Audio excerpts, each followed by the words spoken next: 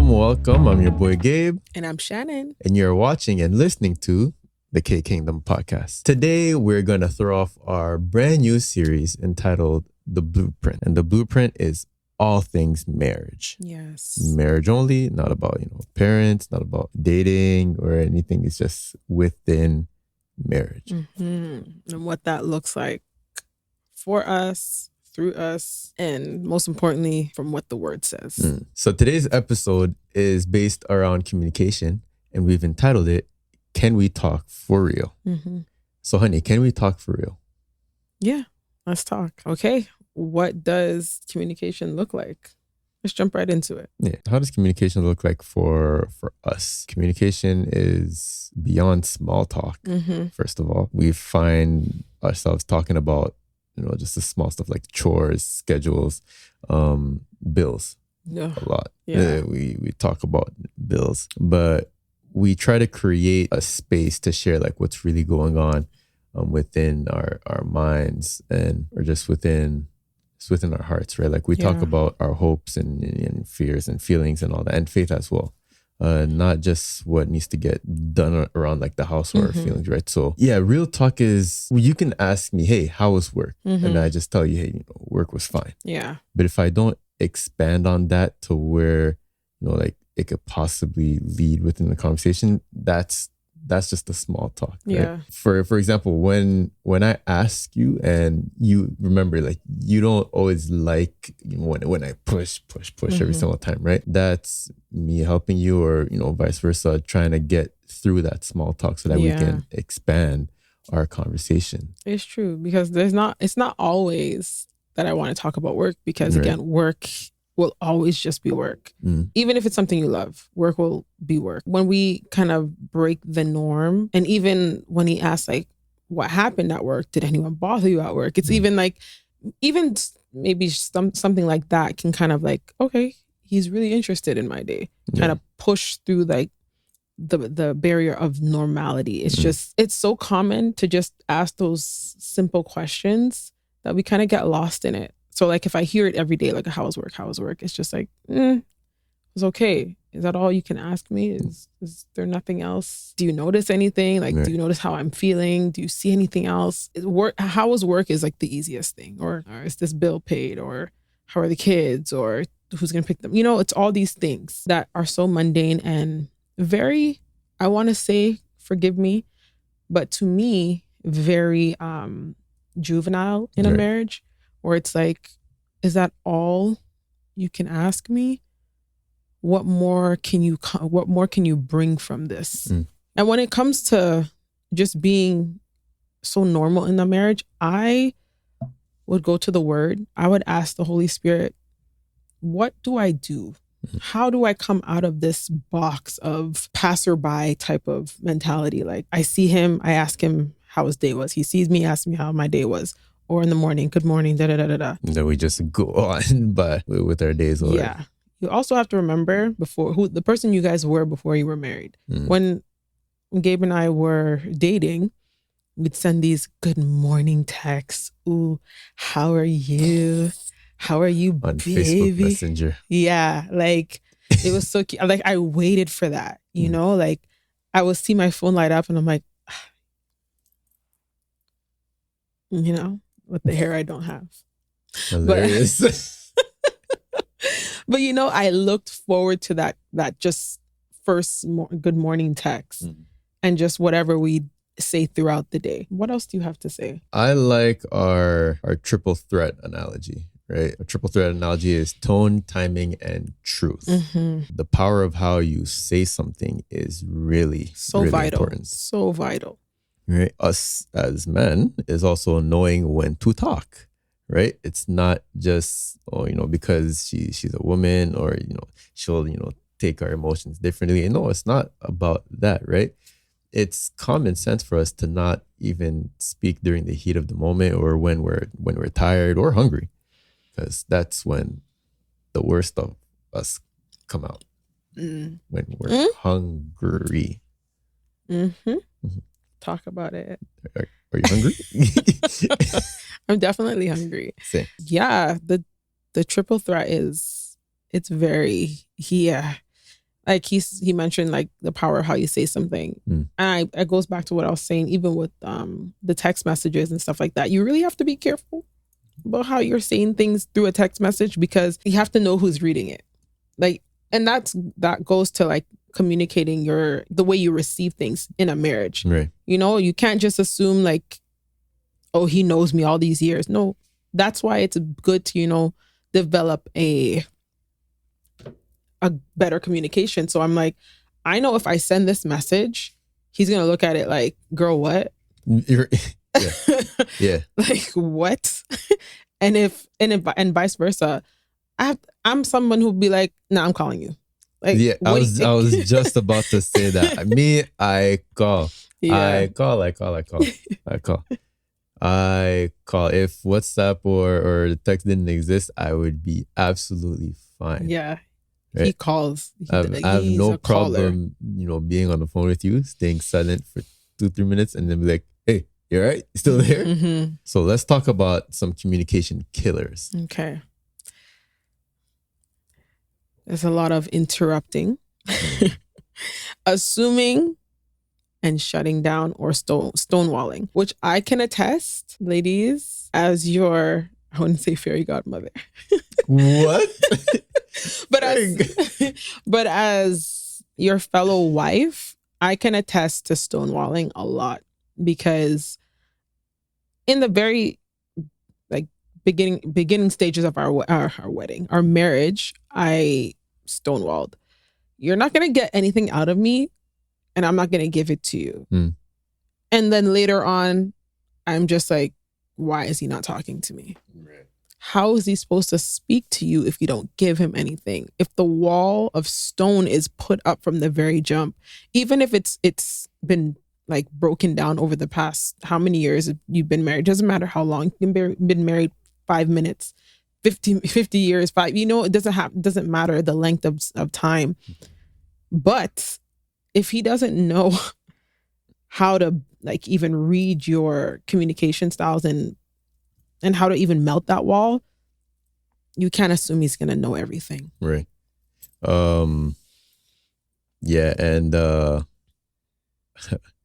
sarcasm, passive aggression, or clapping back is also a big killer, not just for women, but more so in men. And I can lift my finger up to that. Yeah. Sarcasm Mm-hmm. is, it's funny, but yeah, wrong time. It's timing. It goes back to I don't know, tone, timing, and truth. I don't know why sarcasm just comes at that time though. You think of the greatest jokes when you're pissed off, or when when you're pissed off. Actually, it's just like, why?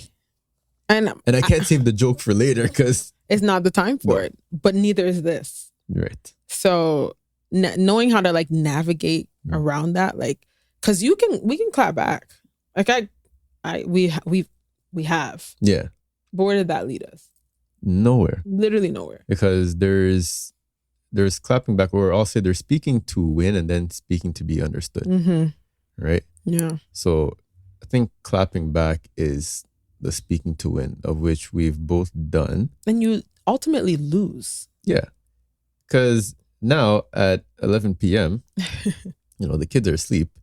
We're in bed, and we don't feel good. No, we don't feel good. You ultimately lose. Like and at what cost? Like, why do I want to win over my husband? Why do I need to win? We're equal. Yeah. There shouldn't be it should never be a back and forth like battle type of thing. We shouldn't. We're here. Yeah. So let's stay here. And that's where conflict versus communication does come in. Mm-hmm. Right? It's not about avoiding conflict, but it's also about how you handle it. Right? So like, for example, like we're in bed. And like, I'm talking about like our example, right? We argued in the morning. We're in bed. I'm like, hey, I'm not doing this, right? I'm sorry. I realized, you know, my faults, but I'm not just apologizing so that I can be at peace with myself. It's because I also know that you're hurting because you're not talking to me, right? Or we're we're not having sex, Mm-hmm. right? Like when we're in bed and we lie down together, right? Yeah. We want to be intimate, Mm-hmm. right? If we have the energy or whatever the case is, right? If we don't do that, if there's something in the middle, we want to get through that wall, and we'll do anything we'll have to do in order to get through that. And if that means staying up till like 1, 2 o'clock in the morning, which is super late for us now that we're parents. Sorry, honey, because remember in the great culture, we're like never go to sleep angry or whatever. Yeah, because now we find ourselves trying to fix situations faster and earlier, so that we don't have to stay up at 1 or 2 o'clock in the morning. It's not fun. Like, it really isn't. Like, I want to sleep. I want to sleep. And it's like, there's no point in that. Communication styles even differ with gender. Right. And I think that's something we need to talk about as well, because sometimes we can just assume that we both have the same type of communication styles. Right. Of which we don't. You really can't, because it wouldn't work. Because say we're both people who have stone walls, we would never talk to each other. We'd live as roommates. And that's what happens in a lot of marriages, where you just live as your spouse's roommate. Do you know how wrong that is? You're missing out on their presence, like intimacy, which is a big thing. Just their friendship. You're missing out on them as a person. That person that you fell in love with, now we don't even talk anymore. And I'll say this on camera: you're funny, right? Okay, all right. Because you don't like to admit it. You don't like to admit it. But I'm funny. No, she's actually funny, right? There's some jokes that I want to hear from her, right? And if we're not on good terms and all that, my day is bored. There's only enough 2K and Madden that I can play, by myself, or even work at the studio. Sometimes I'm at my desk and I'll open Studio One and there's no project. I'm not doing anything. Is that what you were doing yesterday? No, yesterday I was actually doing something. It's just everybody was interrupting me, taking Daddy away. Oh. No, this was in the morning when you were actually upset with me. Oh no, I started working, but the work wasn't getting through until you walked through. And then I stopped everything and I said, let's fix this. Yeah. But I can admit, we went to bed angry. I can say that only because it was super late and I came home late and it was just not. It's not the time. There you go. So another point, when to pause versus to press through. Because imagine we press through it and try to fix it at that time. We also need to be wise. True. Right? Time will tell. Right? And there's also time will always tell. Yeah, it's also good to to take a breather and take your time, and also to rest, right? Sometimes we do need to take that time, not to just gather up our thoughts, but to actually let the Holy Spirit work in us and make us realize that, hey, that wasn't worth it. You weren't able to realize it then, but you can realize it now. True. And there's no time lost with that, really. Just a quick going back to, because I don't think we actually touched on the gender differences. I think you actually need to understand that women are not weaker in stature and all that. But also in the way we speak. And for me, I'm trying to, I can be very much, hood, or very just aggressive and all of that, anger. But my husband married a woman, you know what I mean? And for me, in this era of my life, I'm trying to be more feminine, more just soft, more submissive. And I know the girls like to tussle with that word, but submission also. This the visual representation of the word tussle. Okay. It's weird. But submission even while communicating is very important, because raising your voice up here just makes him angry. It does. I can speak from that. Like if I'm to yell at you while we're talking, remember yesterday in the car when we were talking about sandwiches? Mm-hmm. And you're like, why are you yelling? I'm like, because I thought you were yelling. And he like, it was like a playful thing. But when my voice started to get louder, he kind of just like, he's like, we're not playing that. Don't do that. And that's not because I'm like, he's like, oh, like macho over me. Like, I can't say anything. But it was just like, oops. I literally wasn't understanding like why you were yelling or why your emotions were going, up, right? So yeah, but it's okay. It's not even that I have to say, oh, I forgive you. It's just, you let it pass. It's just, it's a healthy reminder. Like you build me, I build you. Yeah. Right. So, because imagine I stayed, silent from that. That would have done way more harm. Right? Yeah, it's more so like emotional safety for a woman. And I would say for you, it's more respect driven. And it's like, it's not that the woman doesn't deserve respect, but there is order. Right. There's order. And that's just that. Like, argue with somebody else. There's order.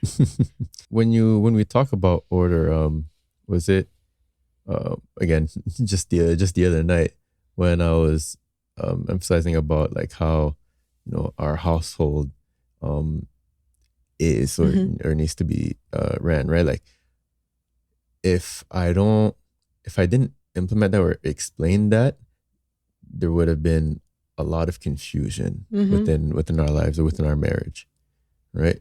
And it's not every day or every time that I know how I want my household to be. Yeah. But it's also you or the kids or myself, teaching me that, saying, hey, I don't want that, or, I would want this. I would want my family to, to follow through with that. Right. So, and I don't need to yell. Like, when's the last time I was macho man? I can't even think. Right. Like I can adjust without, raising my voice or losing my voice, because that's also like one of your love languages, right? Just listening. Yeah. Being bilingual in a marriage is like finding each other's no I speak French, so I don't even know why I'm doing that. He speaks French. Like he speaks French. It's me that have to do oui. I'm joking. Sorry. Ooh, I'm bilingual, patois. But choosing to be bilingual in a marriage is not the language per se, but more so what are each other's love languages. I recommend every couple to go and do that test. We also need to do it. I think every year.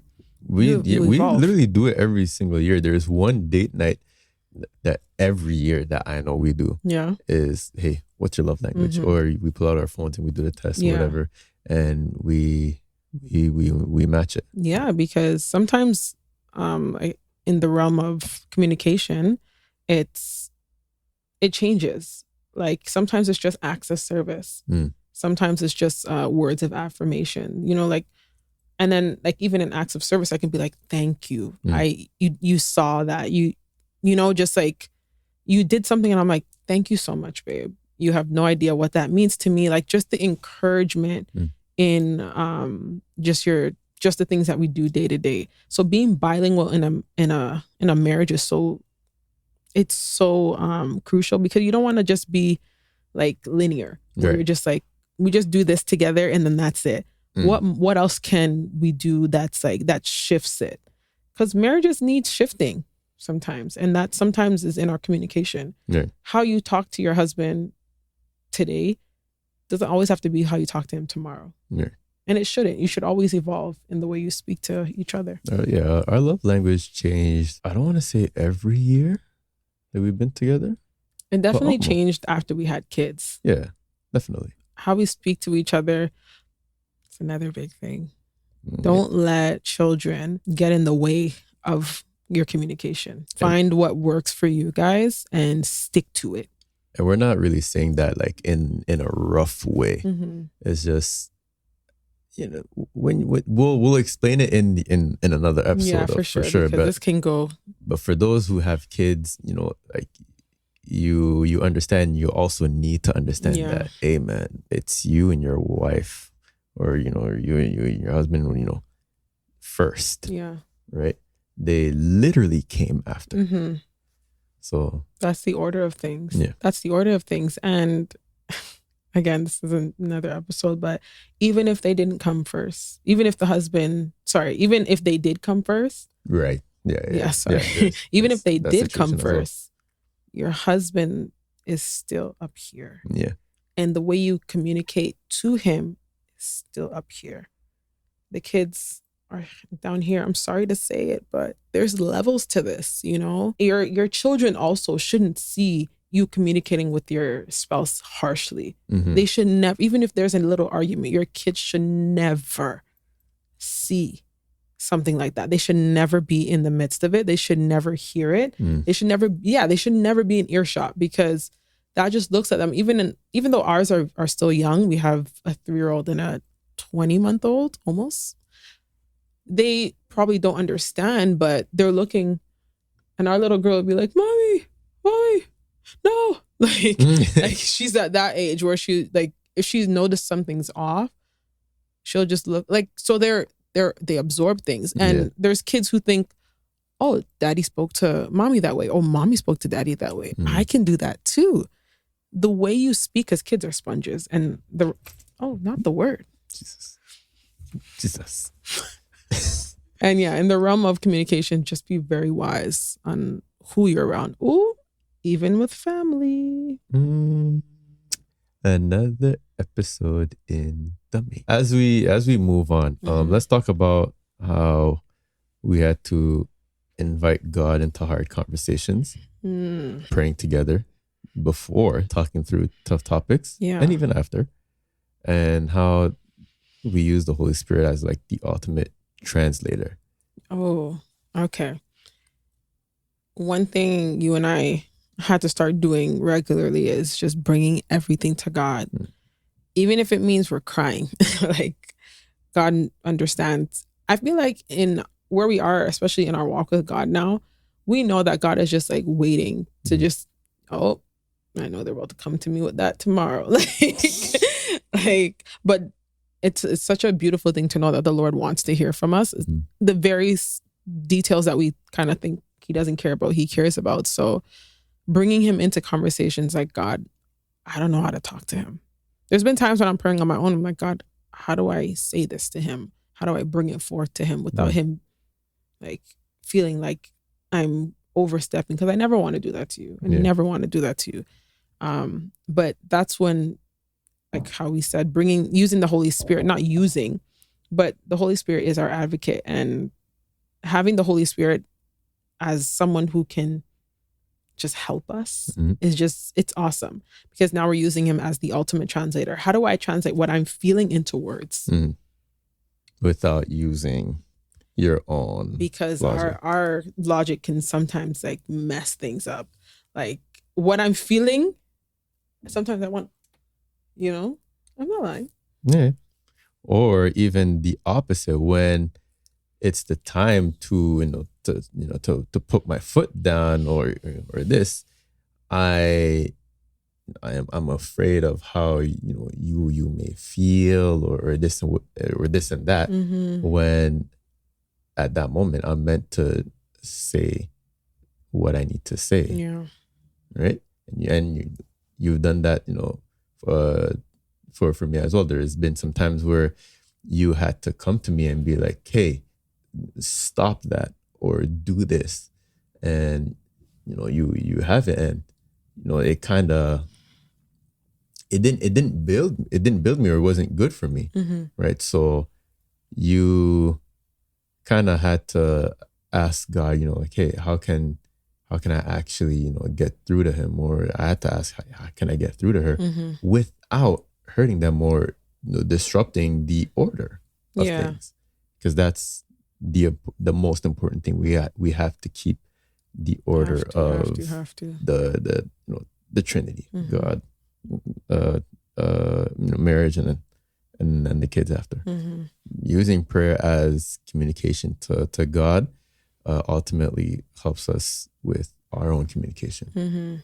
Right. So, because if not, then we're just going off on a tangent, just saying anything. We're just being wild. Like when you like, sorry, I don't know, like when a chicken is cut off, the head's cut off, and they're just running rampant. Sorry, the words are just not coming, but it's just like that. Like you're just blowing a fuse and then you just let it run. Yeah. But the Lord likes to even humble us, because it's a sometimes when you don't want to even bring it to the Lord because you know the Lord will correct you, that's a sense of pride, and you never want that in your marriage. Right. Yeah.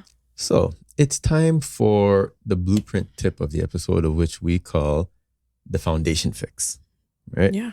So the foundation fix is basically just tips and tricks that you can do within your marriage to improve anything. Yeah. Right. So we'll start with the most simplest one is humble yourself. Right. Yeah. There is absolutely nothing wrong with saying, I'm sorry first. Jump to it. Right. Even if you're right. Yeah. Just humble yourself. Show that you want to work it out.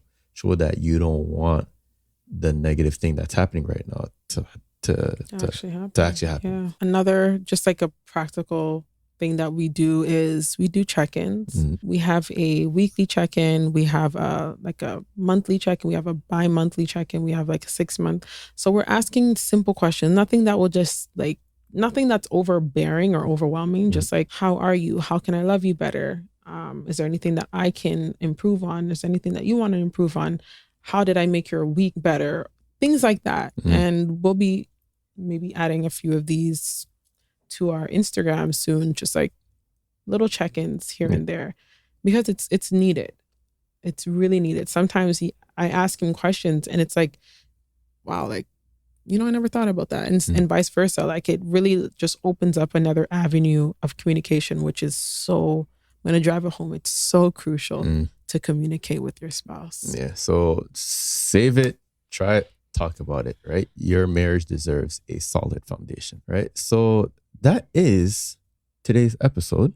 We want to thank everybody that's tuned in, that's been listening, watching on YouTube, or listening on Spotify, wherever you are getting this podcast. Yeah. And we will see you soon. I am your boy Gabe. And I'm Shannon. And thank you for watching the K Kingdom podcast. See you next time. Peace. Bye.